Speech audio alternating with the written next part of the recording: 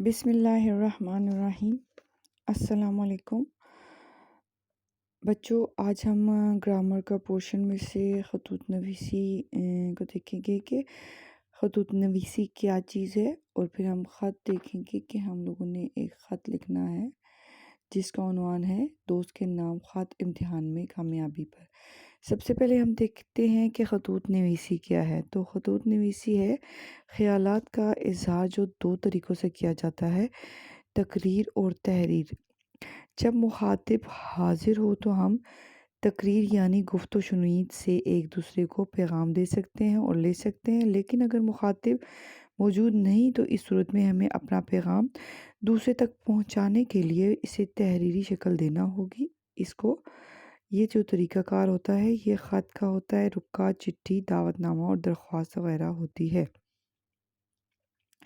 تو ہم سب سے پہلے خط کے حصے دیکھیں گے کہ خط کے کتنے حصے ہوتے ہیں۔ خط کے مندرجہ ذیل حصے ہوتے ہیں جن میں پیشانی، القاب، آداب، نفس مضمون اور دعائیہ کلمے اور اختتام ہوتا ہے، اور آخر میں ہم پتہ لکھتے ہیں۔ تو اس طریقے سے سب سے پہلے ہم القاب لکھتے ہیں جو 2 سطروں کی جگہ چھوڑ کر سطر کے عین درمیان میں مکتوب علیہ کو مرتبہ اور عمر کے لحاظ سے مناسب الفاظ سے مخاطب کیا جاتا ہے۔ اس کے بعد آداب و دعا ہوتی ہے، اس کے بعد نفس مضمون لکھا جاتا ہے، اور دعائیہ اگلا جو پورشن ہوتا ہے خط کے خاتمے پر جو الفاظ یا کلمات لکھے جاتے ہیں انہیں دعائیہ کلمات کہا جاتا ہے۔ اس کے بعد اختتام ہوتا ہے۔ دعائیہ کلمات کے بعد 1 یا 2 سطر چھوڑ کر بائیں کونے میں خط کے اس حصے میں کوئی موضوع کلمہ لکھا جاتا ہے، جیسے دعا گو، مخلص، نیاز مند، خیر اندیش وغیرہ۔ آخر میں پتہ لکھا جاتا ہے۔ اب ہم دیکھیں گے کہ دوست کے نام امتحان میں کامیابی پر ہم خط کیسے لکھ سکتے ہیں۔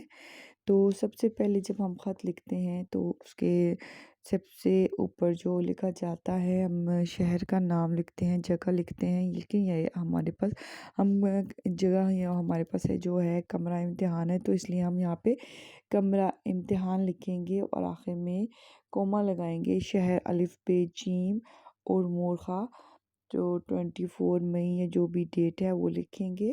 اس کے بعد ہم پیاری دوست، اس کے جو آداب کے کلمات ہیں وہ لکھیں گے۔ اس کے بعد السلام علیکم ہم شروع کرتے ہیں۔ یہ جان کر مجھے دلی مسرت ہوئی کہ 7ویں جماعت میں اسکول کے سالانہ امتحان میں تم نے پہلی پوزیشن حاصل کی۔ مجھے یقین تھا کہ تمہاری محنت کا پھل ایک نہ ایک دن ضرور تمہیں ملے گا۔ آخر وہ دن آ گیا کہ تمہارے دن اور رات کی محنت کام آئی۔ تمہاری کامیابی پر میں تمہیں دلی مبارکباد پیش کرتی ہوں۔ میری دعا ہے کہ یہ کامیابی آئندہ کامیابیوں کا پیش خیمہ ثابت ہو، اور محنت جاری رکھو تاکہ مڈل کے امتحان میں وظیفہ حاصل کر سکو۔ اپنے والد اور والدہ کی خدمت میں میری طرف سے مبارکباد کا پیغام پہنچا دینا۔ آخر میں والسلام لکھیں۔ آپ کی مخلص دوست الف میم نون لکھا جاتا ہے۔ اسی طرح آپ اپنے الفاظ میں بھی یہ خط لکھ سکتے ہیں۔ اپنی دوست کے نام امتحان میں کامیابی پر اپنے الفاظ میں اپنے جو آپ کے جذبات ہیں اپنی دوست کے لیے وہ لکھ سکتے ہیں، اور بہت اچھے سے آپ لوگوں نے یہ خط لکھنا ہے۔